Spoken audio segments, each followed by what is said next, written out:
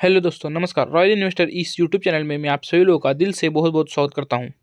तो दोस्तों, share market में अगर आप एक इन्वेस्टर हो तो हर एक छोटी बड़ी चीज़ के ऊपर जो बड़ी बड़ी खबरें हमें देखने को मिलती हैं उसके ऊपर आपका फोकस अच्छा खासा रहना चाहिए। और उसमें से एक इम्पोर्टेंट पैरामीटर ये है कि सरकार कहाँ पे फोकस रख रही है, सरकार कौन से सेक्टर को ज़्यादा बढ़ावा दे रही है, उसके ऊपर आपका फोकस रहना चाहिए। हमें वो शेयर खरीदना है नहीं खरीदना है, वो सेक्टर में जाना है नहीं जाना है, वो सब आगे की बात है, बट पहले उसके ऊपर फोकस रहना चाहिए। तो दोस्तों, कल के दिन हमारे जो प्राइम मिनिस्टर जी हैं उनका स्पीच आप लोगों ने जरूर सुना होगा एंड उन्होंने एक सेक्टर को बूस्ट देने की बात यहाँ पे की है। तो अभी हम उसी सेक्टर को कवर करने की कोशिश इस वीडियो में करने वाले हैं। अभी हाल ही में ही दोस्तों, एक हफ्ते से पहले सरकार हर एक सेक्टर के बारे में डायरेक्टली ना इनडायरेक्टली हिंट दे रही है। और आप लोगों ने देखा होगा कि प्राइम मिनिस्टर जी का इससे पहले का स्पीच था, उसमें भी उन्होंने कहा था। और इसके पहले जब प्राइम मिनिस्टर जी का स्पीच हुआ था वहाँ पे हम लोगों ने देखा था कि उन्होंने green energy, clean energy, renewable sector की बात की थी। उन्होंने ये भी बताया था कि इंडिया का ये टारगेट ही है कि नेट कार्बन फ्री यहाँ पे होना है और उसके लिए बहुत साल लगेंगे। बट उसके और ही फिलहाल तो यहाँ पे उनका कदम चल। और हाल ही में ही नितिन गडकरी जी ने भी बोला था ऑटो सेक्टर आने वाले समय में जबरदस्त परफॉर्म करने वाले हैं और 5 करोड़ नौकरियां सिर्फ ऑटो सेक्टर की वजह से हमें देखने को मिलेंगी। और पूरी इंडस्ट्री का जो साइज है वो 15 लाख करोड़ के आसपास तक जाते हुए देखने को मिल सकता है। तो दोस्तों, इससे हमें ये पता चलता है कि हमें कौन से सेक्टर के ऊपर फोकस रखना चाहिए, सरकार की कौन सी पॉलिसियां होती हैं। अगर सरकार इतनी कोई सेक्टर को इतना बढ़ावा देने की बात कर रहा है, मतलब ऑब्वियसली सरकार का सपोर्ट हम लोगों को इन सेक्टर्स में देखने को मिल सकता है। और वैसे ही प्राइम मिनिस्टर जी ने कल के दिन एक सेक्टर का नाम लिया है, तो उस पर हमें फोकस रखना है। मतलब आप रखना चाहते हो तो रख सकते हो, क्योंकि शेयर खरीदना है नहीं खरीदना है वो हर किसी की अपनी अपनी मर्जी। तो कौन सा सेक्टर है वो? तो दोस्तों, वो सेक्टर है टूरिज्म सेक्टर। आप मल्टीपल आर्टिकल्स भी यहाँ पर पढ़ सकते हो, जैसे कि हम प्राइम मिनिस्टर जी का जो स्पीच है उसके हाईलाइट्स देखेंगे। बट अगर आप यहाँ पे हेडलाइंस देखोगे तो देखिए उन्होंने किस सेक्टर को बूस्ट देने की बात की है, तो टूरिज्म सेक्टर को।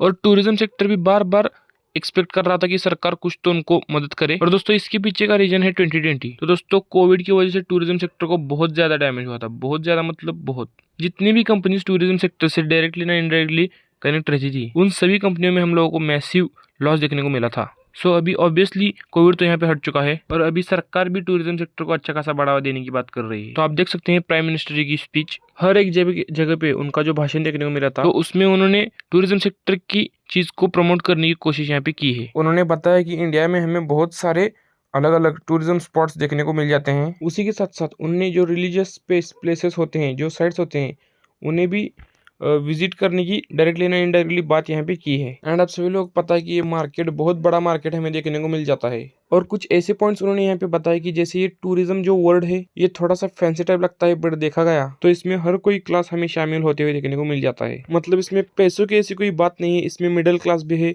अपर मिडिल क्लास भी है, रिच क्लास पीपल की भी अगर हम बात करें तो इसमें हर कोई एंजॉय करते हुए हमें देखने को मिल जाता है। तो जितना ज्यादा से ज्यादा हो सके लोगों ने टूरिस्ट प्लेस को विजिट करना चाहिए, ये पॉइंट्स उन्होंने अपने स्पीच में रखे हैं। देन उन्होंने यहाँ पर कुछ एग्जांपल दिए हैं, जैसे कि फीफा वर्ल्ड कप जो कतार में हुआ था, तो उनका एग्जांपल उन्होंने यहाँ पे दिया है कि कतार ने कैसे होस्ट किया था। तो आने वाले समय में स्पोर्ट टूरिज्म को भी बढ़ावा देने की कोशिश यहाँ पे सरकार करने वाली है और उसके लिए सबसे पहले इंफ्रास्ट्रक्चर यहाँ पे बिल्ड किया जाएगा। क्योंकि मान लो अगर आपको कोई इंटरनेशनल लेवल का स्पोर्ट यहाँ पे ऑर्गेनाइज करना है, मतलब इवेंट ऑर्गेनाइज करना है, तो वैसे आपके पास इंफ्रास्ट्रक्चर होना चाहिए। जैसे कि फीफा वर्ल्ड कप हुआ तो कतर के पास वैसी फैसिलिटीज थी और उनको होस्ट मिल गया और इससे बहुत बड़ा बिजनेस आता है।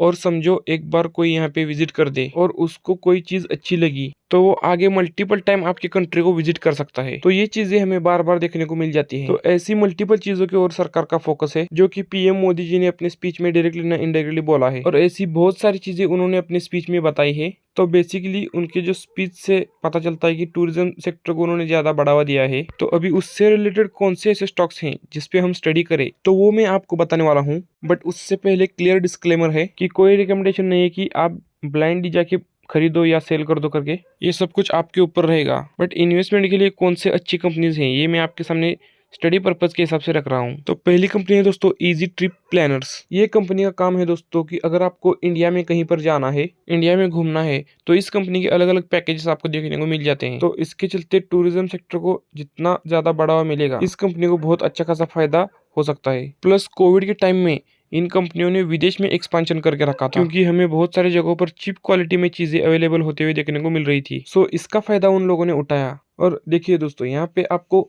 कमजोर रिटेल इन्वेस्टर्स का माइंडसेट फॉलो नहीं करना है। क्या होता है कमजोर रिटेल इन्वेस्टर्स का माइंडसेट? कि देखो 40-50 रुपए का स्टॉक है तो हम खरीद लेते हैं, और यही स्टॉक अगर 400 का होता है या 4000 का होता, अरे इतना महंगा शेयर नहीं खरीदना है। तो ये जो मेंटेलिटी है ना दोस्तों, इसे चेंज कर दो, वरना शेयर मार्केट में आने का कोई मतलब ही नहीं है। ये जो मेंटेलिटी है वो बहुत पुअर मेंटेलिटी है, और इससे आप शेयर मार्केट में आगे बढ़ नहीं सकते। सो इजी ट्रिप प्लानर ये बहुत ही जबरदस्त कंपनी है, और कंपनी ऑलरेडी 2 बार 2022 में बोनस दे चुकी है, प्लस स्प्लिट भी दे चुकी है। मतलब एक ही साल में हमें ये सारी चीजें देखने को मिली है, इसलिए अभी ये हमें इस लेवल पे देखने को मिल रही है, वरना ये शेयर कहाँ से कहाँ होता। लेकिन ये प्राइस एडजस्ट हुई है, इसलिए इस लेवल पे हमें देखने को मिल रही है। तो इजी ट्रिप प्लानर को आप चाहो तो स्टडी कर सकते हो। नेक्स्ट कंपनी है दोस्तों, आप सभी लोगों को पता है कि टूरिज्म बिजनेस में होटल का बिजनेस बहुत इंपॉर्टेंट है।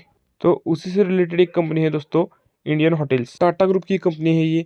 ताज होटल आपने सुना होगा, तो इसी में हमें ये कंपनी देखने को मिल जाती है। आपने ये भी सुना होगा कि इंडियन होटल के अगर आप एक शेयर को खरीदते हो तो आपको अलग अलग ऑफर्स भी मिल जाते हैं। जैसे उनके आप होटल्स विजिट करोगे तो आपको 20% डिस्काउंट मिल जाता है, 50% डिस्काउंट मिल जाता है। तो क्या ये सच है? तो ये बात दोस्तों 50% सच है और 50% सच नहीं है। मतलब ऐसा नहीं है कि आज आपने उसका एक शेयर खरीद लिया एंड कल आप उसके होटल पे विजिट करने जाओगे, और जितना भी बिल होगा, मान लीजिए 20,000 का बिल हो गया, और आप कहोगे कि मैं शेयर होल्डर हूँ, चलो 50% डिस्काउंट दे दो। तो ऐसा नहीं होता है। आपको ईमेल आता है कंपनी की ओर से कि अगर आप इस सैटरडे या संडे आ जाते हो, या फिर आज अगर आप आ जाते हो, तो आपको ये चीज़ों के ऊपर 20% या 50% डिस्काउंट है करके, बिकॉज ऑफ शेयर होल्डर हो करके। तो ये बात आपको पता होनी चाहिए। और दोस्तों सोशल मीडिया पे आपको ये बात गलत बताई जाती है, या फिर आधी अधूरी बताई जाती है। आप एक शेयर खरीदोगे तो भी आपको ईमेल आएगा, बट ऐसा नहीं कि एक शेयर खरीद के आप 10,000 का बिल बनाओगे और उस पर 50% डिस्काउंट मांगोगे, तो ये बिल्कुल भी पॉसिबल नहीं है। आपको वहाँ पे बर्तन धोने पड़ सकते हैं। तो ये पॉइंट आप जरूर याद रखिए। So Indian hotel fantastic company है। कोविड के वक्त ये बहुत गिरा था, बट बाद में कम बैक किया। वो एक अच्छी कंपनी है ना टाटा ग्रुप की। अब टाटा ग्रुप की मतलब ऐसा नहीं कि ब्लाइंडली जाके फॉरन बाय कर दिया, बट कंपनी में अच्छा दमखम है, तो इसी पे आप स्टडी कर सकते हो। नेक्स्ट अगर हम बात करेंगे दोस्तों टूरिज्म को बढ़ावा देने के लिए, तो वो कंपनी है दोस्तों IRCTC। नो डाउट दोस्तों ये एक बहुत ही जबरदस्त कंपनी है। इनका रेलवे का बिजनेस है, केटरिंग का बिजनेस है, और ये जो IRCTC में ये जो टी है वो अल्टीमेटली क्या है? टूरिज्म। और मुझे ऐसा लगता है कि बाकी कोई कंपनी ने इतना एक्सपेंशन नहीं किया है जितना कि IRCTC ने किया है। मतलब बस वाली कंपनीज के साथ इन्होंने ऑन रोड कोलैबोरेशन किया है, और जो बड़े बड़े शिप्स होते हैं उनके साथ इन्होंने टाइप्स करके रखे हुए हैं। हवाई जहाज के साथ इनके अलग अलग टाइप्स देखने को मिलते हैं। तो होल कंप्लीट टूरिज्म पैकेज ये आप लोगों को प्रोवाइड करवाते हैं। सो प्रमोट करना है, और सरकार अगर इन्हें मदद करे, और ये तो सरकारी कंपनी है, तो आप जरूर चाहो तो IRCTC को अपने रडार के ऊपर फोकस में रख सकते हो। और सिर्फ इसमें टूरिज्म नहीं है, प्लस इसमें रेलवे भी आ जाता है, कैटरिंग भी आ जाता है, रेल नील भी आ जाता है, एंड तीर्थ यात्रा की बात करें तो वो भी टूरिज्म में देखने को मिल जाता है। तो IRCTC यहाँ पे उसका सबसे ज्यादा फायदा उठा सकता है। एक पॉइंट हमें देखने को मिल रहा है, चाहो तो स्टडी कर सकते हो। अगेन कहना चाहूंगा कि कोई ये रिकमेंडेशन नहीं है।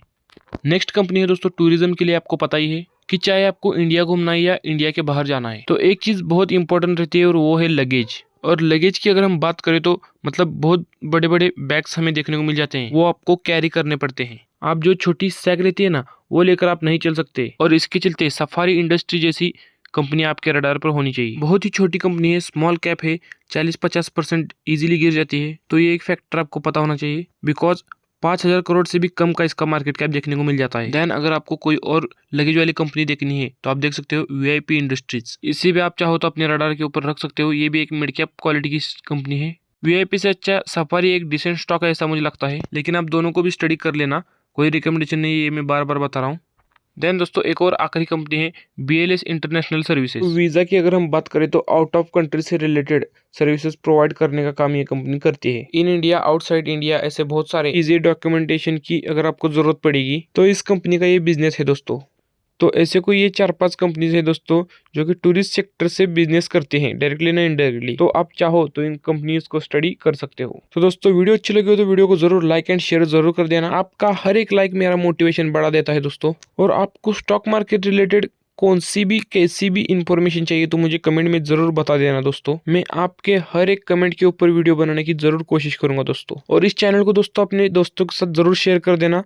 इस चैनल पे आपको stock market related basic knowledge, उसी के साथ साथ स्टॉक मार्केट रिलेटेड के डेली अपडेट्स और भी बहुत कुछ सीखने को मिलेगा।